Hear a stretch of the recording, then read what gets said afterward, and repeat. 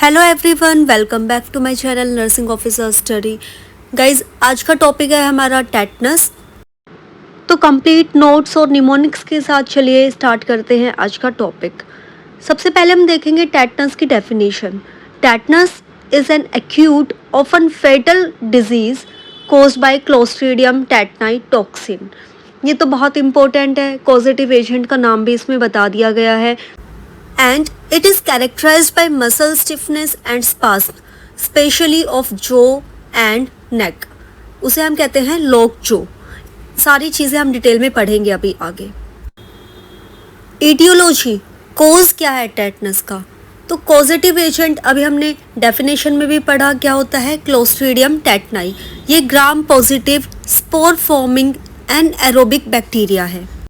चाहे आप नर्सिंग कर रहे हैं अभी, एएनएम, जीएनएम, बीएससी नर्सिंग, या फिर कोई गवर्नमेंट एग्ज़ाम की तैयारी कर रहे हैं जॉब के लिए, तो हर एक के लिए ये इम्पोर्टेंट है। आपको याद रखना कि ये बैक्टीरिया ग्राम पॉजिटिव, स्पोर फॉर्मिंग और एनारोबिक होता है और इट प्रोड्यूसेस एक्सोटोसिन, जो कि सीएनएस को अफेक्ट करता है और जिसकी वजह से फिर मसल स्पाज्म होता है।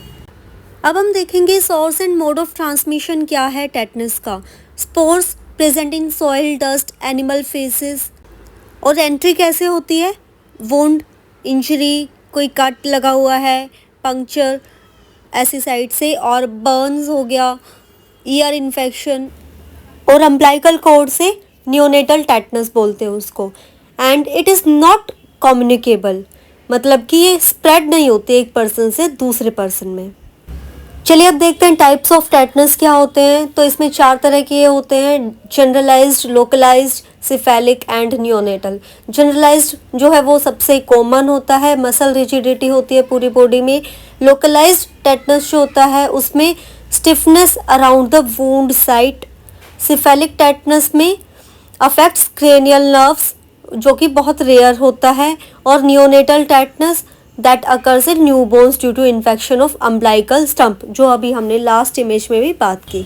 अब बात करते हैं इंक्यूबेशन पीरियड की। बहुत इंपॉर्टेंट है, पूछा जा सकता है। 3 से 21 दिन का इंक्यूबेशन पीरियड होता है, लेकिन अगर हम वैसे एवरेज की बात करें तो 7 to 10 डेज।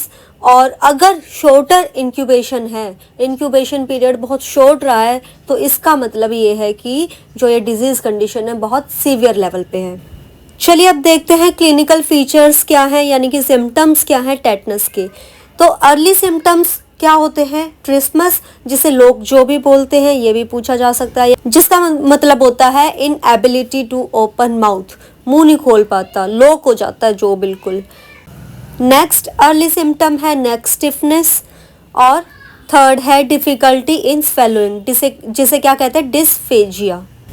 ये तो थे अर्ली सिम्टम्स। अब हम देखेंगे लेटर सिम्टम्स क्या होते हैं। लेटर सिम्टम्स में आते हैं ओपिस्थोटोनस, जिसका मतलब होता है arching of back due to severe spasm. ठीक है, बहुत सिंपल वर्ड्स में दिया गया है, बहुत इजीली आपको याद रहेगा। मसल रिजिडिटी हो जाती है, पेनफुल स्पाज्म होता है, रिसस सार्डोनिकस, सार्डोनिक स्माइल होती है, and difficulty breathing and seizures भी आ सकते हैं। तो ये सभी थे early and later clinical features of tetanus. अब इन सिम्टम्स को लर्न करने के लिए एक निमोनिक है बहुत बढ़िया। और वो बहुत बढ़िया क्यों है? क्योंकि भाई टेटनस की आप याद कर रहे हो, टेटनस ही निमोनिक है, तो ये तो याद रहेगा। टी से ट्रिस्मस, लोकजो। ई से अर्ली स्टिफनेस। टी से टॉक्सिन ऑफ क्लोस्ट्रीडियम टेटनाई। ए से है आर्किंग बैक, जिसे ओपिस्थोटोनस भी बोलते हैं। एन से है नियोनेटल टाइप। यू से umbilical infection in newborn. And S से है स्पाज्म। तो इस तरह से मेन चीज़ें आपको याद रह जाएंगी। अब बात करते हैं डायग्नोसिस की। डायग्नोसिस कैसे करेंगे? क्लिनिकल डायग्नोसिस के लिए तो देखो कोई स्पेसिफिक लैब टेस्ट नहीं है, इसमें जस्ट देखते हैं हिस्ट्री ऑफ वुंड और टिपिकल सिम्टम्स जो हैं वो, उसी के हिसाब से पता लगाते हैं कि ये टेटनस है। अब जब पता लगा लिया है तो हमें उसका ट्रीटमेंट करना है और प्रिवेंशन की चीज़ें भी जाननी है। तो सबसे पहले हम देखते हैं प्रिवेंशन में है क्या है? एक्टिव इम्यूनाइजेशन, जिसमें कि टेटनस टॉक्साइड दिया जाता है। आप सभी को पता है डीपीटी में भी टेटनस होता है। और इंडिया का जो शेड्यूल है वो इसमें दिया गया है इस स्लाइड में। DPT 6, 10, 14 वीक्स पर। देन बूस्टर दिया जाता है 16 to 24 मंथ्स पर, TT 5 ईयर्स पर, TT booster at 10 and 16 years and then every 10 years में। तो ये है प्रिवेंटिव मेजर्स। और अब हम देखेंगे कि वुंड मैनेजमेंट कैसे करेंगे। तो उसके लिए प्रॉपर क्लीनिंग की ज़रूरत है। TT इंजेक्शन, अगर इम्यूनाइजेशन कंप्लीट नहीं हुआ है तो TT इंजेक्शन देंगे। TT immunoglobulin TIG if high risk wound is there. After that neonatal tetanus के प्रिवेंशन के लिए क्या करेंगे। देखो, क्लीन डिलीवरी प्रैक्टिसेस बहुत ज़्यादा ज़रूरी है, बिल्कुल मस्ट है ये चीज़ें। मैटरनल TT इम्यूनाइजेशन ड्यूरिंग, ये प्रेगनेंसी लिखा है नीचे, कट गया है, सॉरी फॉर दैट। तो मैंने आपको बता दिया है maternal TT immunisation during pregnancy, ठीक है। वो आप सभी को पता है, प्रेगनेंसी के टाइम में 2 डोज लगती हैं। आजकल DT लगती है, कुछ टाइम पहले सिर्फ TT लगता था, अब DT लगता है।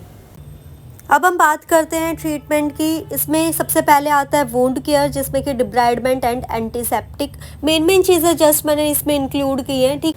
पूरा पैसेज वे में मैं आपको नहीं दे रही हूँ, नोट्स का मतलब यही होता है कि एक झलक में आपको पता लग जाए कि मेन चीज़ें क्या हैं। उसी तरह से मैंने स्लाइड्स प्रिपेयर की हैं आप लोगों के लिए। फिर सेकंड है एंटीबायोटिक्स, जिसमें कि मेनली मेट्रोनिडाजोल और पेनिसिलिन देते हैं। Third one is neutralisation of toxin, जिसमें कि TIG देते हैं, जैसे कि मैंने आपको पहले भी अभी बताया था। Then control of muscle spasm, उसके लिए डायज़ापाम दी जाती है। एंड सपोर्टिव केयर भी बहुत ज़्यादा ज़रूरी है। As per patients clinical symptoms, उनको सिम्टोमेटिक ट्रीटमेंट दिया जाता है। अगर वेंटिलेशन की ज़रूरत है तो वेंटिलेशन भी प्रोवाइड किया जाता है। अब बात करते हैं कॉम्प्लिकेशंस की। तो कॉम्प्लिकेशंस में रेस्पिरेटरी फेलियर, बोन फ्रैक्चर्स हो सकते हैं due to spasm and death, mortality high without treatment. अब आते हैं बहुत ही ज़्यादा इंपॉर्टेंट पॉइंट पर, that is key nursing points. Key nursing points जो आपको बिल्कुल याद होने चाहिए, और आपको थ्योरेटिकली भी याद होनी चाहिए और प्रैक्टिकली भी। आपको जब ऐसी सिचुएशन आपके सामने आए तो आपको पता होना चाहिए। तो क्या है ये? सबसे पहले है मेंटेन एयरवे मस्ट है मेंटेन करना। Then prevent injury during spasm के टाइम पे इंजरी को प्रिवेंट करना है, तो इंजरी प्रिवेंटिव मेजर्स आपको अप्लाई करने हैं, सेफ्टी मेजर्स अप्लाई करने हैं। उस चीज़ का ध्यान में रखते हुए आपको भी जो आप मतलब कि स्टेप्स आपको लगता है कि आपको फॉलो करने चाहिए या आपको गाइडेंस देनी है उनके अटेंडेंट को जो उनके साथ पेशेंट के साथ रुके हुए हैं, तो वो सारी चीज़ें आपको इसमें ध्यान रखनी है। Then administer drugs as per prescription, antibiotics होती हैं एंड मसल रिलैक्सेंट्स देते हैं इसमें। Then provide calm, dark and quiet environment, बहुत ज़्यादा ज़रूरी है। And educate family about vaccination के बारे में जानकारी देनी है भाई उसकी फैमिली को। और ये हेल्थ एजुकेशन तो भाई बहुत ज़्यादा ज़रूरी है, बहुत ज़्यादा ज़रूरी। आधे से ज़्यादा चीज़ें, आधे से ज़्यादा बीमारियों को हम हेल्थ एजुकेशन देके प्रिवेंट कर सकते हैं। तो आज की वीडियो में बस इतना ही। अगर अभी भी आपको कोई डाउट है तो आप मुझे कमेंट सेक्शन में पूछ सकते हैं, मैं ज़रूर आपके कमेंट का रिप्लाई करूँगी। और अगर आपको वीडियो पसंद आई हो तो वीडियो को लाइक, कमेंट, शेयर करना ना भूलें। चैनल सब्सक्राइब कर लीजिए और बेल आइकन भी प्रेस कर लीजिएगा ताकि आपको आने वाली वीडियोस का नोटिफिकेशन मिलता रहे। तो फिर मिलते हैं आपसे नेक्स्ट वीडियो में एक और अच्छे से नए इम्पोर्टेंट टॉपिक के साथ। तब तक के लिए bye bye everyone, take care and all the best.